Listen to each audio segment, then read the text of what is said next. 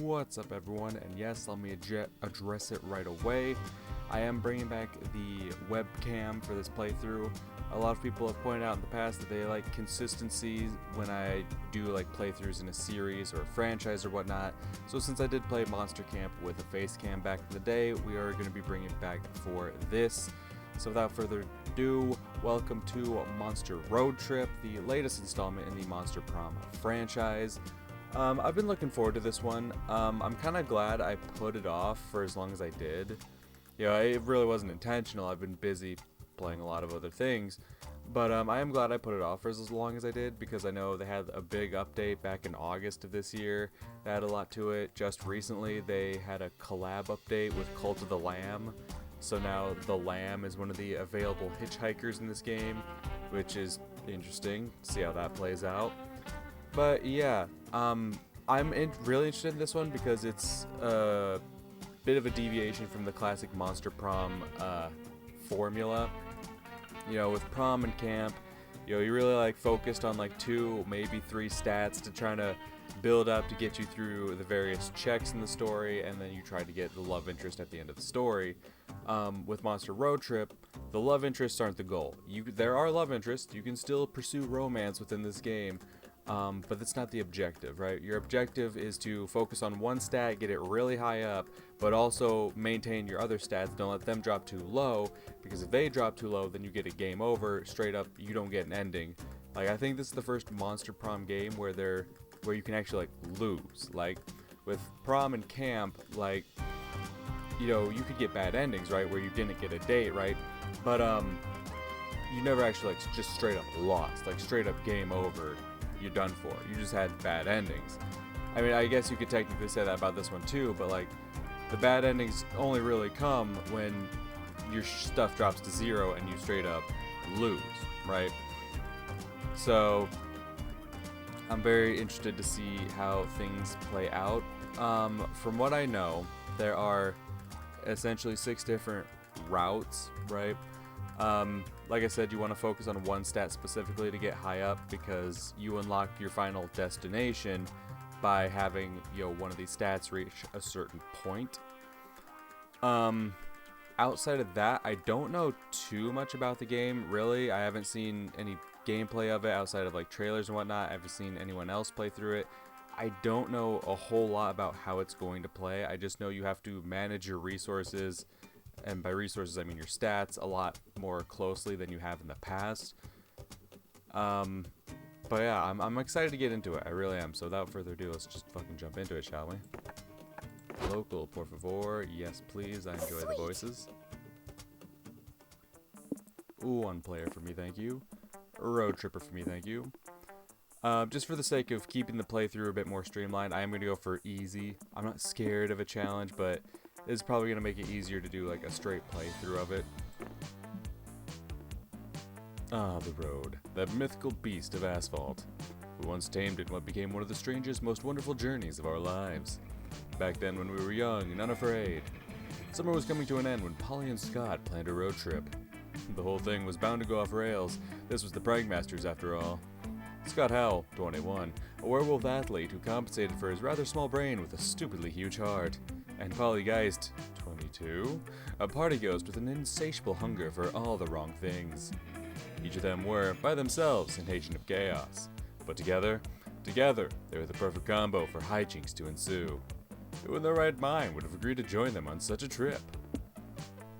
Well, let's find out, shall we? So yeah, here's your 4 main characters that you usually pick from, but also, and then here's the DLC row, and yeah, I bought Zoe, because Zoe's my favorite fucking character in this entire franchise. I love her to death. She's fucking great. So absolutely, I bought her right away. Now I know Zoe is also one of the hitchhikers and potential love interests you can pick up in this game. So for this first run, I'm going to pick, one of our standard playable characters, and then try to pursue Zoe.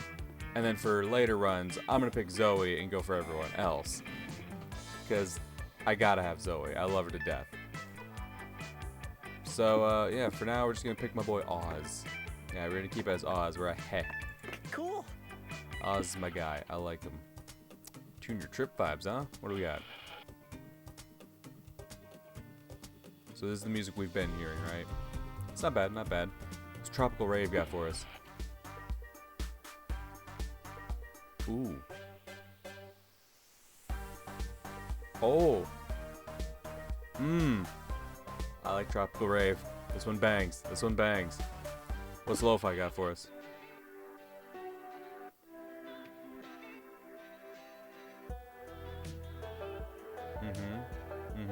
Not bad, not bad. And Surf Rock?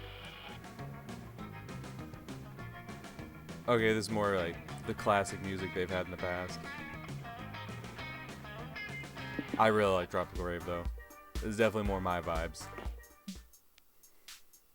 Was the road trip a dangerous idea? Yes. Was it poorly planned? Yes. Did we do it anyway? Fuck yes. For in the end, we were young and unafraid, and we were ready to start. I can do this. Right. So yeah, here's your 6 stats. And you have to focus on one of them, but also you can't let any of them drop too low. And you can pick up various hitchhikers at these destinations.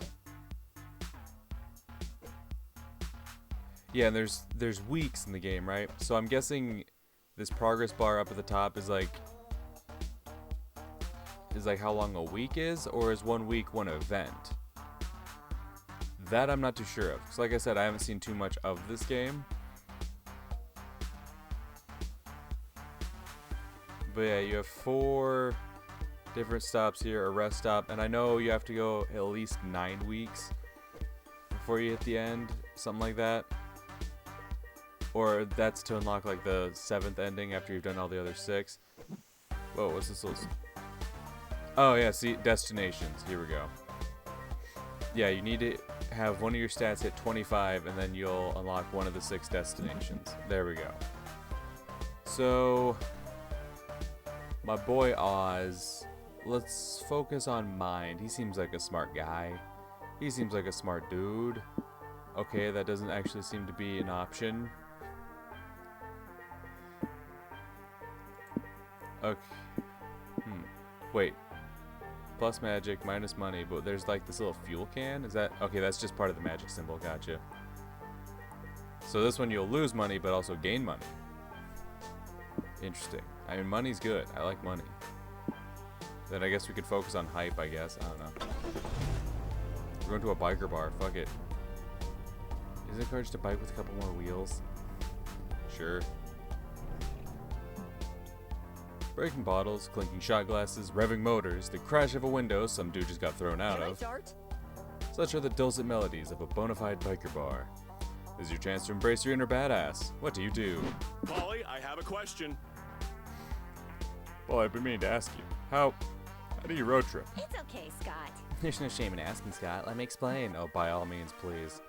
All of us will share 6 essential resources, and we need to manage them wisely to keep this trip afloat. So we need to be careful, because the choices we make during the trip can affect these resources. And if one of them depletes completely, we can kiss this road trip goodbye. I get it. So our goal is to avoid running out of any resource and keep road tripping forever. No. The goal is to reach one of the 6 destinations every road trip leads to. I have this travel guide that explains how each destination requires us to hoard a different resource. You can check that guide whenever you want. Click on the destination tab on the right, or press E on the keyboard, or left bumper on the controller. There you'll find the requirements to reach a destination and win the game. Enough exposition, narrator voice inside our heads. We get it. Keep our resources far above 0 and hoard enough of one resource to reach a destination. Let's go.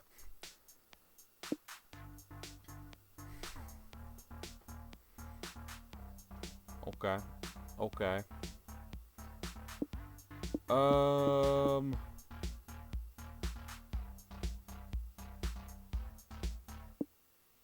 Okay, so this little swap that guess which resource you'll lose. You'll always gain hype, so you're guaranteed. So you're going to lose something, but you'll at least gain one of the other ones. I feel like money seems like a useful one. I want some money. Let's play some pool. Over to the pool table to start a game, but find 2 legendary idiots already in the middle of a game when you get there. Alright, I'll sink the 7 in the top left corner pocket, which will knock the 7 into the 8 ball and ricochet them both in opposite pockets. Not if I block your amazing trick shot with my even more amazing counter move. Oh!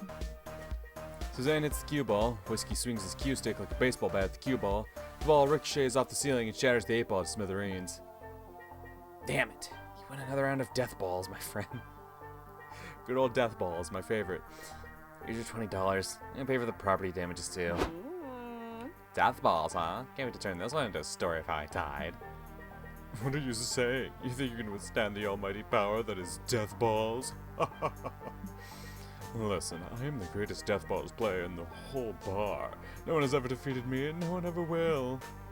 All the ranting is getting you intrigued. You politely ask Whiskey how exactly death balls is played. You dare challenge me to death balls at my own table? No. Nani? Did someone say we have a new death balls challenger? Yep. Oz over here thinks he's got some big brass 8 balls between his legs. I accept your challenge, weakling.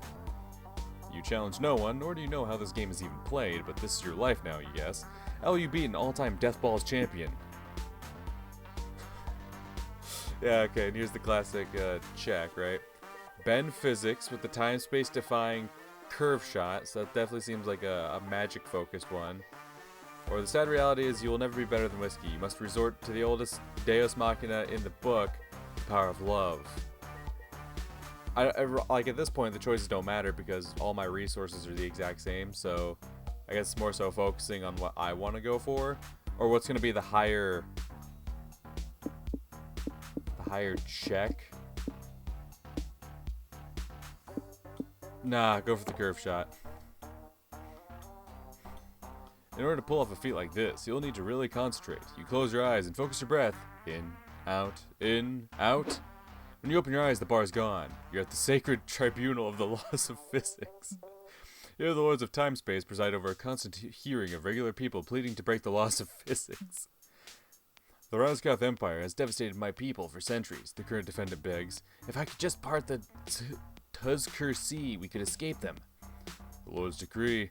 Noble the noble, your intentions are pure, but your circumstances are not extreme enough to permit breaking the laws of physics. Next. The bailiff drags Nermal away. You step up and say you'd like to break the physics to win a game of billiards and look cool in front of your friends. The pursuit of coolness is indeed a noble task, says one lord. Yes, and billiards is known to be one of the coolest games ever created, says another. I'm in. Are you guys fucking serious? A third snaps. Nermal can't save his people. We're gonna allow physics to break for a fancy billiards trick shot. Well, maybe we would have voted to acquit Nermal if he'd had a fancy billiards trick shot to back up his argument. In a 4-3 vote, the lords vote to let you break the laws of physics to look cool in front of your friends. Way to abuse the system, champ. I fucking love this game. You turn to reality imbued with your new power. You hit the cue ball and it follows an impossible predetermined path. It hits all of the balls, including Whiskey's. Ouch. No, not my balls. It's my secret weak spot. Did Oz just beat Whiskey? Yep. Whiskey forks over the +2 money you were apparently betting with the hand he's not using to hold his aching balls. You lost 2 mind from betting time space though. Let's do this. Okay, so you're guaranteed to lose something, but you're not guaranteed to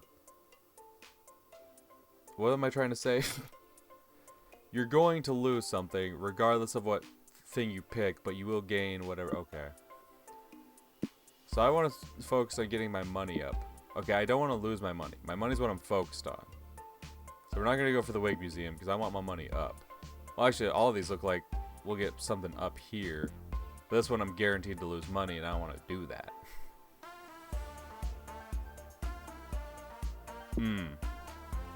Doom's Diner or the Roadside Wig Museum.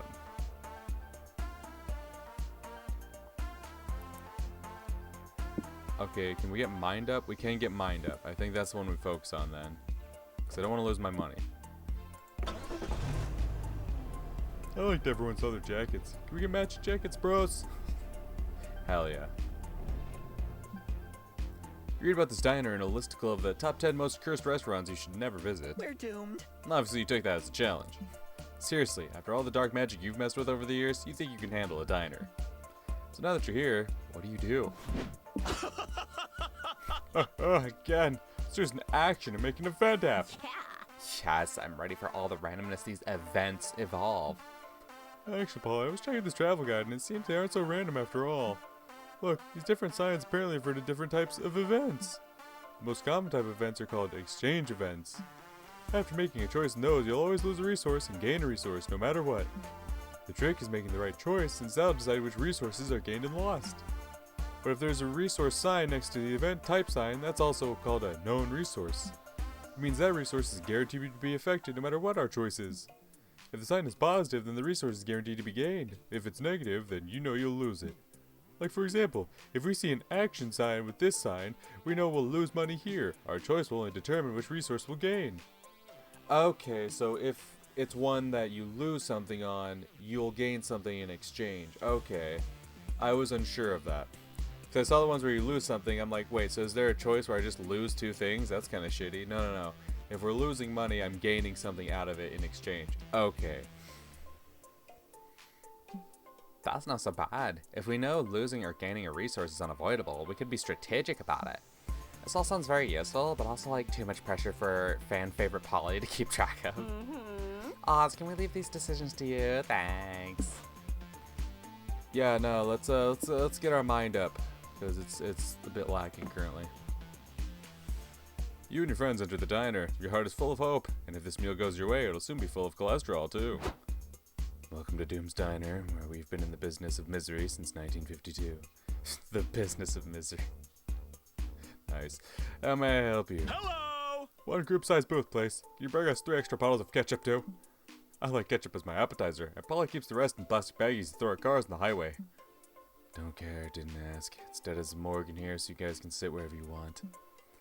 Tight. You head for the closest booth. Oz, are you crazy? We can't just pick any old booth like that. Picking a diner booth is massively important. You gotta think about jukebox proximity, drafts in the building, lingering bad vibes. It's like that time Coach said. If you ever find yourself in someone else's flashback, make sure to be of assistance by providing a wise and useful piece of advice. I don't know what that means, but it felt appropriate to say here. Fine, if it's unimportant to them. You start searching for the diner for the ideal place to sit. Something strange just happened. No matter how much you walk, the surroundings keep repeating as if this diner was the background of an old cartoon. Minutes become hours. You're still walking. Booths and neon signs become reminders of your venture to an inescapable 50-themed nightmare full of grease and despair. Alright guys, we're lost. I know and I'm beat. Let's all be adults here and avoid looking for someone to blame, okay? It's Polly. Polly's the one to blame. But that's not important. The important thing here is being the person to thank once you lead your friends out of this diner. Make a blood sacrifice for the dinner god of assistance. Hire a dinner Sherpa to... Okay, so hire means losing money. That's what we want. Money's... I've locked into money for now, so let's make a blood sacrifice. No time to lose. You stab yourself in the leg to get some of that sweet sacrificial blood, even though I'm like a shadow creature, but whatever. Oz, you seriously need to stop solving all your problems with blood sacrifices. You can only offer so much blood. I like when he does the chanting part, though. It's sort of soothing. Yes, exactly. The chanting. There he goes again. I'm telling you, if you're not keeping all that blood, we could at least be doing way funnier things with it. Polly's eye rolling while Scott hums in sync with your chants, and is he dipping a fry in your blood? Fools, they do not appreciate your sacrifice. The diner god will will surely forgive their lack of faith when he sees your bountiful offering. What's happening? Why are you bleeding everywhere? You're allowed to bring outside blood in. We're trying to run a business here. The diner god, he has come. You throw yourself at his feet, begging for assistance in finding the booth most holy. Don't mind Oz, it's just blood loss hallucinations. This happens a lot. Ugh, if I show you guys the exit and give you some free burgers, will you just get out of here? Praise the diner god's boundless kindness. You get out, which gives you +2 mind as you escape the diner maze, but you lose -2 stamina from all your blood loss. Are we going too fast? Hell yeah. Alright, ooh. Totally mysterious. Guaranteed lose money. What's the devil horns? Is that, looks like that's -soul. Okay. So I don't want to lose money. I don't want to lose, I mean, soul I wouldn't mind losing. We're not too low on that. This one's just a total mystery until we get there. Which means there's a possibility I get more money. Ugh, why is the road so uneventful? Uh-oh. Whoa, I get dizzy watching your resources go up and down. Man. Yeah, man. Is it even possible to know what we're losing or gaining beforehand? Dang, we're doomed. Put something on the radio. We may fuck up this road trip, but at least we'll fuck it up while having some fun. Okay. Welcome to our humble radio show, where our guests give narratively convenient road trip tips. Hell yeah. Today we have road trip survivors Cormac S. Thompson and Hunter McCarthy. Guys, what can you share with our audience? Let me start by saying that the #1 cause of road trip related deaths is not properly understanding how to manage resources. Ah yes, the dreaded 6. Most unexperienced road trippers think they behave in arbitrary ways, but that's simply not true. When you're making choices on the road, you have to look for little cues to infer what resource you'll be losing or gaining. Damn, it's almost like I've been doing that or something. Crazy. It's almost like I've played these games before. Money might be the easiest one. Are you buying or renting something? Money down. Hiring someone? Money down. Doing a job or selling something? Money up. But beware, sometimes the solution doesn't obviously involve buying something, but involves using expensive stuff you may need to rent or buy. Ooh. Shout out Monster Guy there. And what about magic? The mysterious substance that fuels our cars. Magic is tricky because sometimes you'll need it to use for spells, summonings, and curses, but that will mean lowering your magic and risking an empty fuel tank. And getting magic up can be quite hard. You can find a gas station, or you may need to resort to performing sacrifices or colluding with strange powerful entities. You know, classic road trip stuff. Our time is up, fellas. Let's discuss the other resources in future episodes of everyone's favorite radio show, Convenient Exposition. Wow, that was stupidly convenient. Scott, did you take notes? No. Well, I hope Oz did. At least otherwise we're surely fucked. And not in that good way. You're driving along the road. You're driving along when the road is flooded by a sudden thunderstorm. You have no choice but to pull over and look for shelter. He's alive! But in the velvet darkness of the blackest night, burning bright, there's a guiding star, no matter what or who you are. You know how the lyrics go. I don't. With wet newspapers over your heads, you arrive at an ominous Gothic manor, knock on the door, and are invited in. Once inside, where do you go? Oh yeah, so it's truly random, huh? Guess what you'll gain, guess what you'll lose. Okay. I don't like the sound of exquisite. Exquisite makes me think I'm losing money. That's not happening. The history transpiring through the walls, the dramatic chamber music. History. Maybe I can find something to sell. I don't know. This is a real-life Gothic manor, so you can surely find centuries of wisdom and misery in the form of wailing specters haunting the place. In fact, the ghost of a Victorian woman is coming out of your wall right now, sobbing hysterically. Hey, fellow Spectre, I'm Polly. I love your accessories. Ghostly chains of torment are in this year. I can feel it. Hello, the ghost says between sobs. My name is Constance. You haven't seen my husband, have you? Our souls have been separated since I died centuries ago.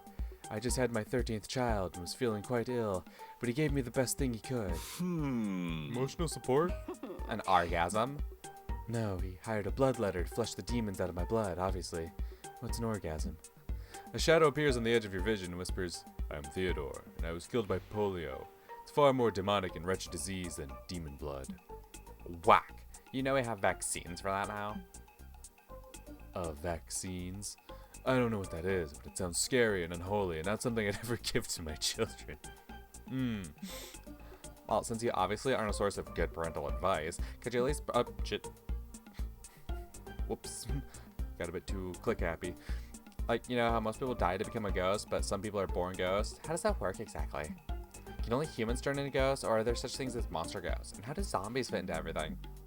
Ghost stuff? Also, how do ghost powers work? I figured out some of them on my own, but I'm sure you guys could teach me better ones.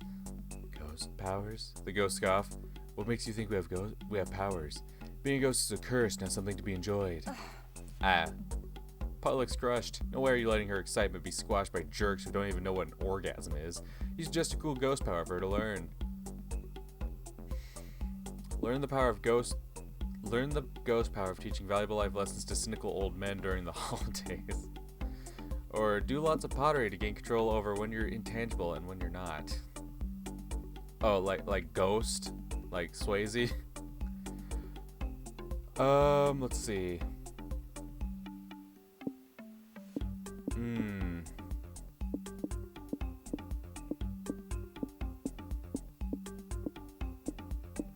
gonna go for this one. Great plan. Let's go for pottery. Let's do the old Swayze tactic. Hey, yeah, that'd be a great thing to practice. I literally have no fucking idea how my intangibility works. Like, I phase through walls and food passes right through me, but I can take drugs and drink alcohol, no problem. What's up with that? Perhaps you're able to control your incorporeability without even realizing it, Constance suggests. Your desire to consume drugs and alcohol must be so strong and unadulterated that you've managed to make it work despite all logic. Yeah, that sounds like me. Come to think of it, you usually wear clothes too. That's because you have a strong desire to not be naked all the time. Exactly. And with enough practice, you can control your corporeability at will. It just requires focus and willpower. Sick. I know just how to practice that. To the pottery room. You and Polly search the giant manor until you find an arts and crafts room with a clay and a pottery wheel. That should work. Okay, Oz, start making a vase. On it. Well, the act of creation, the soft clay in my hands is actually quite relaxing. Celebration twerk. Cool. Now I'm going to twerk on your vase and to fuck it up. What? Rude. Shh. All part of the exercise. And look, I totally left a booty print in the vase. My tangibility skills are improving. Spend the evening making pottery while Polly twerks on it. You thought you were doing that sensual tag team pottery thing from that one movie, but this works. Damn, you got me. You lose -2 stamina from all the hard work, but Polly gains +2 magic, owning her ghost powers while staying true to herself. Come on, remember your driving lessons. Ooh, my stamina's not doing too hot. Rave in the desert. Okay, we can get our soul up. We can get our... Is the red one stamina? Yeah, we could get our stamina up, which would be nice. But I could get money up. Oh, but I could get money up. Oh, but I could get money up. I think I'm gonna get money up. Oh, why? We already have a car. We're on the road trip. You can never have enough cars. You tell her, Scott. Actually, one is more than enough, Scott. No. Scott's onto something here. You can never have enough. You're lured to the dealership, mesmerized by the inflatable air dancers and bombastic signs full of exclamation points such as, "Buy today." You don't even know why you're here. You don't need a new car, but such is the power of eye-catching marketing. Big sale! Since you're here, you could go and do your usual weird shenanigans. Why not? So what's it gonna be, Oz? What do I want to do? I want to sell some cars. I swear to God if it takes my stamina. As you and your friends are browsing the assorted cars, a nervous-looking gentleman approaches you and says, "Excuse me, do you work here?" As far as you know, yes. Great. Can you help me choose a car to buy? There are so many options, I just can't make up my mind. Absolutely. Why not buy this gently used sports car? It's got stick shift, which I heard is on its way back. I'm not sure about the color. What's not to like about red? It's the color of wine, except when it's not. Yeah, but is a true red? Looks more of a cinnamon, or maybe it's closer to a blood orange. Oh, God. How much storage space does this car have? The only measurement I know is Scott's. Want to see how many times I can fit in the trunk? I love this guy. No, thank you. I'm realizing storage space and color aren't so important. What's really bugging me is the number of wheels. I mean, 4 wheels is the classic number of wheels, but is it the number of wheels I really want on a car? Oz, step up and sell the car to this man before I find out if he fits in the trunk. Okay. There's gotta be something you can do to get this guy to hurry up and buy the damn car. Sweeten the deal. If he buys the car, you can also have one of your kidneys. No, that's gotta be stamina. I can't afford that one at this point. Lie and tell him that the car looks crappy as a camouflage technique to adapt to the surroundings of a used car dealership. Its real form is a kick-ass battle robot from space. I'm guessing I don't know what that one's gonna take, but I feel like that one's really gonna take stamina. I feel like anything that does harm to you, that inflicts any kind of physical harm your way, is probably going to take stamina, and that's the last thing I want to be losing right now. Whoa! Whoa, there's a battle robot from space? It's awesome. Yeah, totally. His used car is actually a refugee from the car robot civil war devastating the planet. Car robot planet. Really? Isn't the name of that planet a little on the nose? I mean, I'm a ghost named Polly Guys, but you don't hear me crying. Fair enough. So what features does this car robot hybrid have? All kinds. It comes with battle lasers, a jetpack, 16-wheel drive, centuries of rage directed at the bike droids. Who are these bike droids? They're the arbitrarily evil rogue race of robots from Car Robot Planet. They want to steal our planet's life force and destroy all monsters. I don't know if I want to buy a car that wants to wipe out my entire species. No, sir. That'd be the bike droids. This one is a carbot. Those are the good guys. Ah, I think I get it now. Can I see its robot form? I want to check some of its features. Huh? No, you can't. It's hibernating right now in preparation for the impending carbot versus bike droid war. We can't interrupt its slumber. That's fine, I understand. I also get a bit cranky if I'm woken up without my coffee. Lol, you're so funny. Are you gonna buy the damn thing or not? He is, apparently. You earn +2 money for your sale, but you lose -2 soul for, you know, scamming that poor idiot. Works for me. Money, money, money. Trying to stack Is my this going paper. well? I'm okay. Ugh, finally a place to rest. Even this spectral booty needs to do some sitting after so much shaking. Yeah, it says there are several rest stops like this one. You should be able to reach one like once a week after visiting 4 locations or so. Let's go, Scott. That sounds good. Let's go chill on those benches, Scott. As your friends leave, you realize you don't want to rest because you're utterly addicted to making choices all the time. And this rest stop is no different. You quickly assess the many, well, 5 things you can check out around here. But beware, with the exception of the car, each choice can only accommodate 1 player. It's first come, first serve. Now go ahead and see what the different spots do.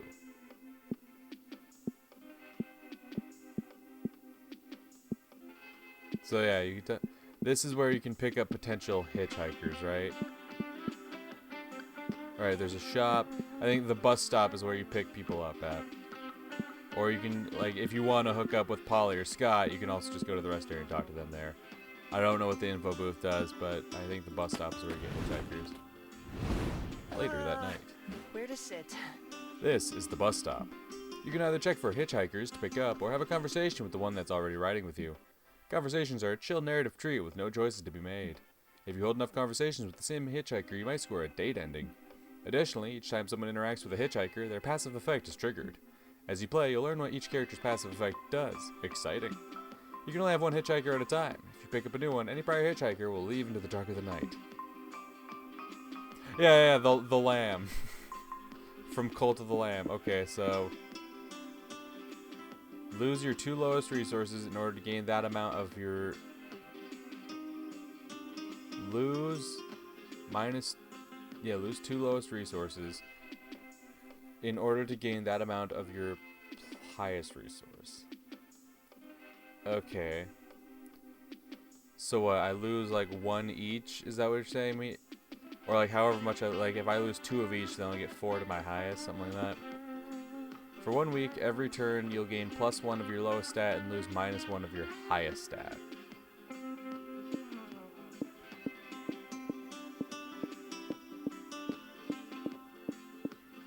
That's interesting.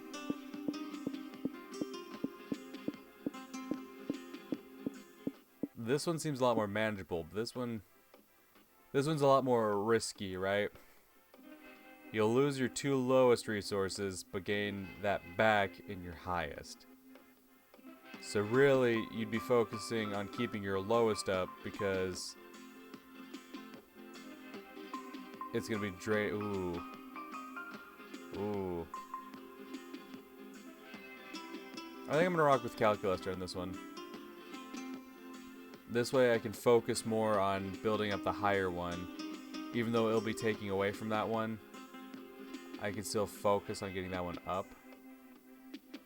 But then it's gonna be slower to get up to that. Like this one I can focus on the lower ones and I'm still... Fine, we'll take the lamb along. We'll take the lamb, why not? You invite the lamb to join your road trip. Sure, I'll come with you. My cultists can mind themselves for a bit. They can always eat each other if they get hungry. The lamb knows very well that the flock must make sacrifices for their leader. You forfeit your 2 lowest resources in order to give that amount to your highest resource. Yeah, okay, so it took 1 of each. And boosted up, okay, and added 2 to that one. Yeah. Okay. I like where this is going. Week 2. Come on. You can do this.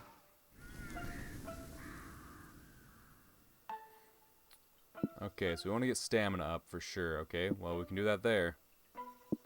Yep, it's at the shopping mall. Polly, why is there a shopping mall in the middle of the desert? Only God knows, Scott.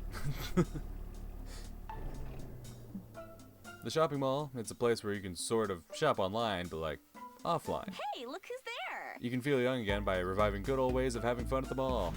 Oh. Hey, wait a sec. That event type sign looks new.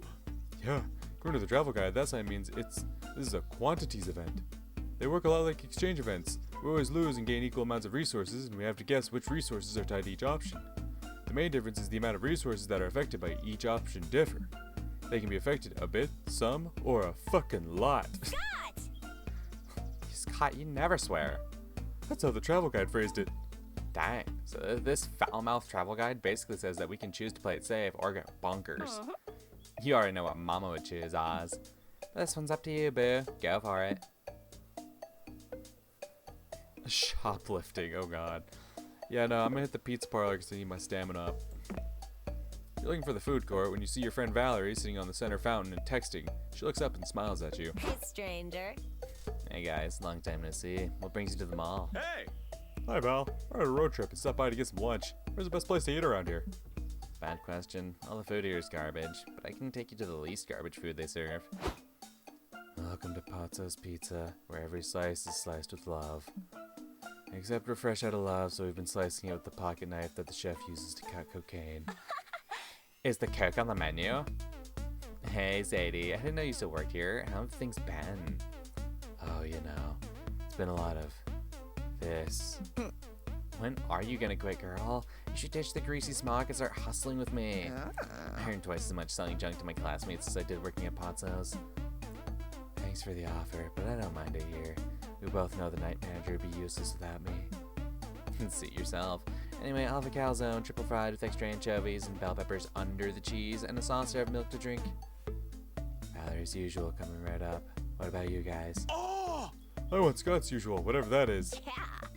Is the Coke on the menu?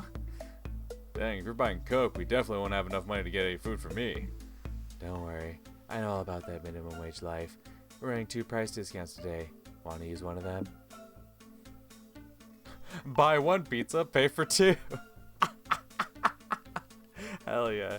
Get a free pizza if you attend the opening show of the manager's conceptual theater piece. I don't want to lose my money, so yeah, no. Yeah, we're gonna go for the other one. Buy 1 pizza, pay for 2. Wow, really? Dang. Guess you do anything for free pizza. I'll let my manager know. Well, you chose this. You led to the alley behind the mall where several pizza boxes have been stacked up to create a makeshift stage. Behold, I am the face of greed. I demand money because I don't get paid enough for this shit. Pazzo's manager comes out next. Behold, he screeches, I am the face of wrath. Tremble before my bloody visage. Just give up. Dude, all you did was smear pizza sauce all over your face. It's too watery to even look like blood. Behold, the manager screams, holding a hand mirror up to Valerie. Here stands the face of consumerism. Get that mirror out of my face. I'm not declawed, motherfucker, and I will prove it. The next 3 hours are filled with the manager screaming at a mannequin covered in melted mozzarella about the lie of the meritocracy. There are a few other patrons here, also bored to tears. You here for the free pizza? He whispered to an old man. I think he was at one point, but now he's asleep with a slice of pizza hanging out of his mouth. Or he's dead, I don't know. If he's dead, do you think he'll miss that pizza slice?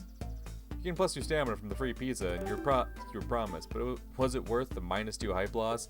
Who knows? Aren't we going too fast?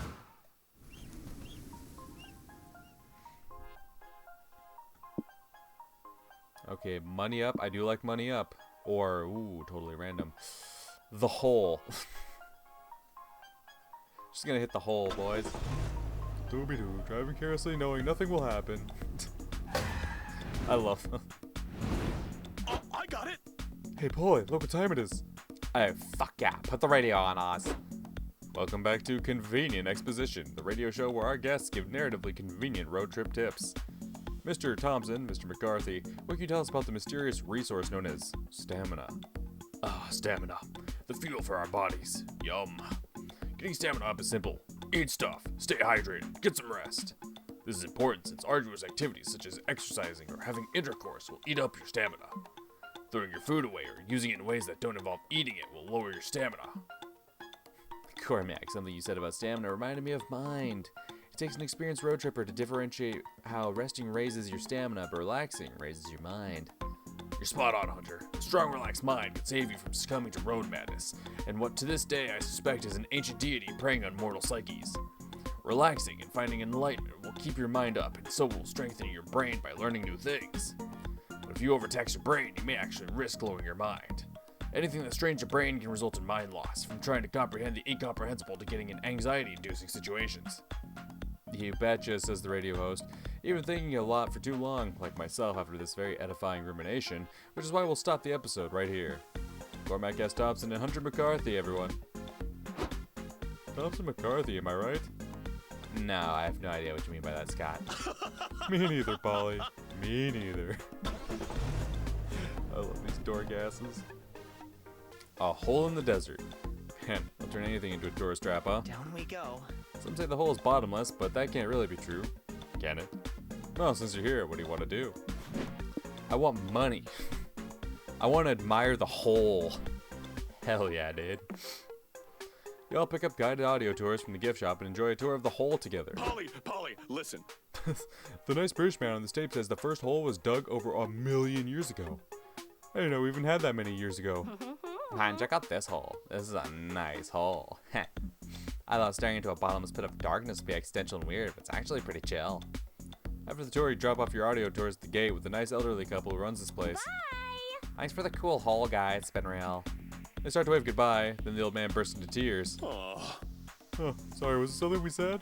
It's been unreal. Is that better? No, don't worry. You kids were great, the other old man sighs. I wish we could find more visitors like you to keep us from going bankrupt. We bought this hole 40 years ago from a handsome entrepreneur who promised to make us rich and famous overnight. You bought a hole in the desert from a guy? Did he even dig it? I'm pretty sure some guy just scammed you into giving him money for a hole.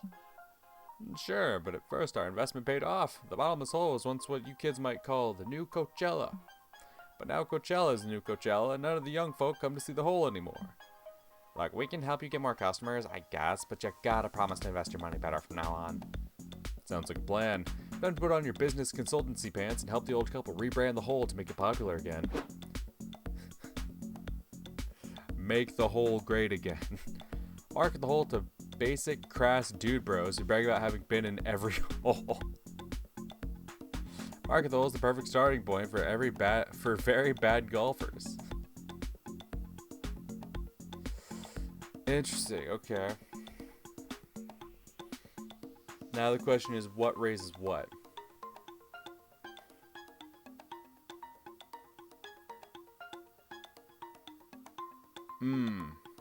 I mean, not raises what lowers what? That's the real question. Because obviously I don't want to lose stamina or soul. I want to keep those kind of somewhat up there. Market the hole to dude bros. I feel like...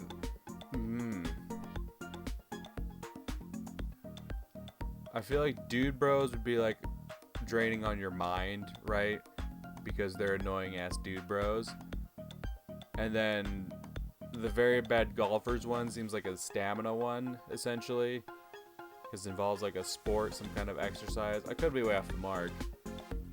But I feel like that's the one that could probably eat into my lower stats. So I'm gonna say basic dude bros. Soul. Damn. Okay. Ugh, that's a cheap shot, Oz, but sadly, I think it'll probably work, even if it costs us 2 soul. Well, they say sex sells. Looks like sexism sells too. Oh. Oops. Soon, dudes and bros and whole fraternities flock in from all over to claim their right to being in every hole. oh, Wow, that worked quick. I guess bros really like digging holes. It's not that. These guys just can't stand having their fragile masculinity shaken by being the butt of the joke. They have to be able to say they've been in every hole. It's dumb. Hey, Scott, good to see our little cousin here. Now we've all been in every hole. bro. You here to admire the big hole too? Want to bury some bones in it? Damn, little Scotty wants to bone the hole. You're wild, bro. Let's do it. Hooray, I'm being included. I rest my case. Oh, you're not proud, but at least your plan worked. The hole owners pay you plus 2 money for your consultancy. I can do this.